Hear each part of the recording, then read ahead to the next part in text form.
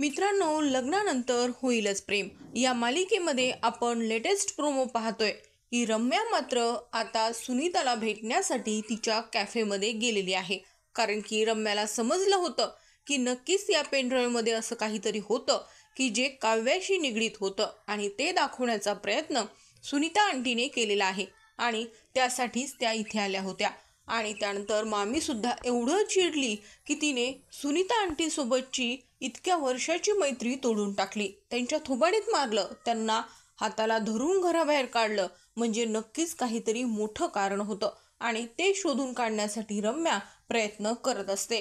परंतु आता मात्र तो पेनड्राईव्ह रिकवर होऊ शकत नाही असं तिला समजलेलं आहे.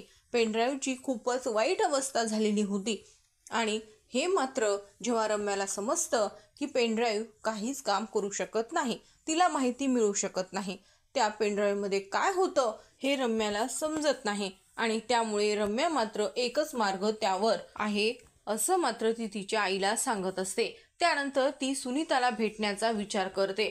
परंतु इकडे मात्र सुनीताला मनस्ताप झालेला असतो की मनूने तिच्या सुनासाठी, त्या काव्यासाठी माझी असलेली मैत्री तोडली. आता मात्र मी हे लक्षात ठेवेन आणि तिची काव्या कशी आहे हे मी नक्कीच तिला दाखवून देईल. सत्य तिचं काही लपून राहणार नाही. ती काव्या तिला फसवतीये आणि तेव्हा मात्र मनूला मला दिलेली थोबाडी नक्कीच आठवेल.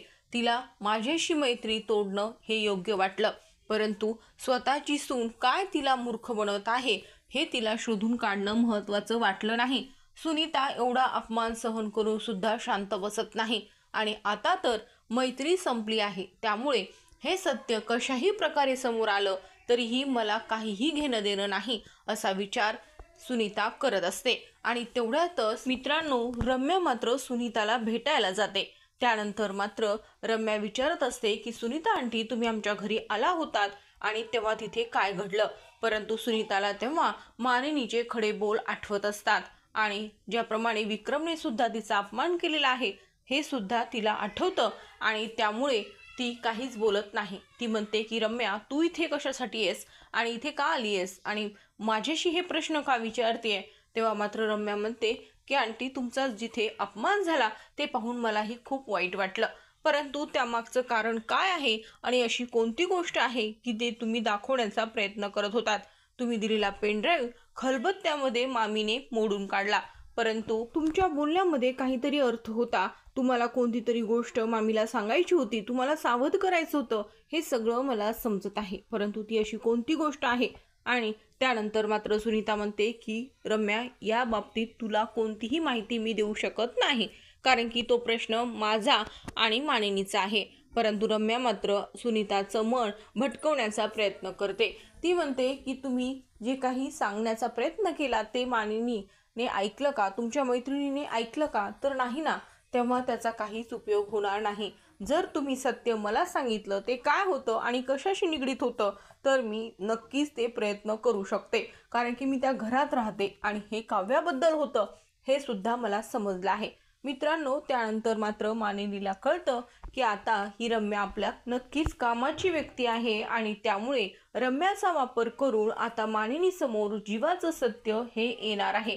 परंतु मित्रांनो, इकडे आपण पाहतो की मानिनी मात्र काव्याला सांगत असते कोणती गोष्ट कधी सांगायची, किती सांगायची, कोणाला सांगायची आणि कोणाबद्दल ती असायला हवी हे सगळं काही तू ठरवणार आहेस, कारण की तो तुझा भूतकाळ आहे.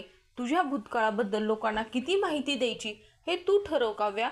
त्यामुळे काव्याला सुद्धा असं वाटत असतं की ही योग्य वेळ नाहीये सत्य बाहेर येण्याची, जीवाबद्दल समजण्याची.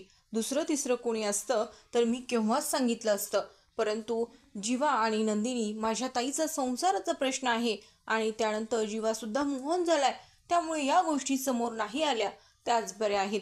परंतु हे सत्य लपून राहील की नाही हा सुद्धा प्रश्न असतो. रम्या मात्र काव्य आणि जीवाच्या नात्यापर्यंत पोहोचणार आहे आणि हे रम्या सगळ्यांसमोर सांगणार हे मात्र नक्की, कारण की सुनीता मात्र हे सगळ्या गोष्टींचा बदला घेण्यासाठी आता रम्याला सत्य सांगणारच आहे. त्यानंतर मित्रांनो, आपल्याला पुढील भागात पाहायला मिळणार आहे की जीवा, तसेच पार्थ, काव्या आणि नंदिनी सुद्धा या सगळ्यांनाच आता समजलं आहे की आता 3 महिने झालेले आहेत. आता काय सांगायचं आणि कशा पद्धतीने पुढे जायचं, कारण की आता 6 महिन्यानंतर आपण वेगळे होणार आहोत. 3 महिन्यानंतर तुमच्यामध्ये काय झालं आहे, तुमचं नातं कसं आहे आणि आपण तिथे गेल्यावर काय बोलणार आहोत हे सुद्धा त्यांना सांगायचं असतं. या नात्यामध्ये अडकायचं नाहीये, या नात्यापासून दूर जायचं आहे असा त्यांनी विचार केलेला असतो. परंतु ज्या पद्धतीने जीवा आणि नंदिनीचं नातं खुलत असतं, इकडे काव्या सुद्धा पार्थचा विचार करत असते. पार्थला तर काव्या आवडतच असते. हे सगळं काही आता डिस्टर्ब होऊन जाणार. पुढे काय सांगायचं असा प्रश्न पार्थ काव्याला करतो आणि इकडे नंदिनी सुद्धा जीवाकडे पाहत असते की आता 3 महिने झालेत, हा कालावधी संपलाय, मग आता पुढे काय करणार हा प्रश्न त्या चौघांनाही आता पडलेला आहे. मित्रांनो, हे नातं ते कंटिन्यू ठेवणार की पुन्हा या नात्यावर प्रश्न उभे राहतील असे आपल्याला पाहायला मिळणार आहे. तसेच रम्यामुळे जो काही गोंधळ हा घरामध्ये होईल तो तर वेगळाच. कारण की आपण पाहतो की नंदिनीने रम्याला खडसावलं आहे की तुझ्यामुळे जर घरात काही आता वाद झाला तर गाठ माझ्याशी आहे. मला तसं बाबांनीच सांगितलंय, तुमच्यावर बारकाईने लक्ष ठेवायचं. परंतु रम्या मात्र शांत बसणार नाहीये. कारण की काही जरी झालं तरी पार्थ हा माझाच आहे. ती काव्या पार्थच्या आयुष्यातून निघून जायला पाहिजे. काव्याचा जो भूतकाळ आहे तो मात्र आता पार्थ समोर यायलाच हवा, हा विचार मात्र रम्या करणार आहे. आणि ही गोष्ट नंदिनीला सुद्धा समजणार का, हा मोठा प्रश्न आहे. कारण की जीवा आणि नंदिनी आता वेगळे होण्याचा विचार करत असतानाच त्यांचं नातं हे आणखीनच जवळ आलेलं आहे हे सुद्धा त्यांना जाणवतं. आणि त्यानंतर 10 करोड जीवाने कुठून आणले आणि हे सगळं त्याने नंदिनीसाठी केलं आहे. एवढी मोठी प्रॉपर्टी ही जीवाने विकली आहे हे जेव्हा घरच्यांना समजेल आणि त्यानंतर मोठे वाद होताना दिसणार आहेत. तर आता मित्रांनो, लग्नानंतर होईलच प्रेम या मालिकेतले अनेक ट्विस्ट आपल्याला पुढील भागात पाहायला मिळतील. तर मित्रांनो, लग्नानंतर होईलच प्रेम या मालिकेचे ट्विस्ट जाणून घेण्यासाठी चॅनलला नक्की सबस्क्राईब करा.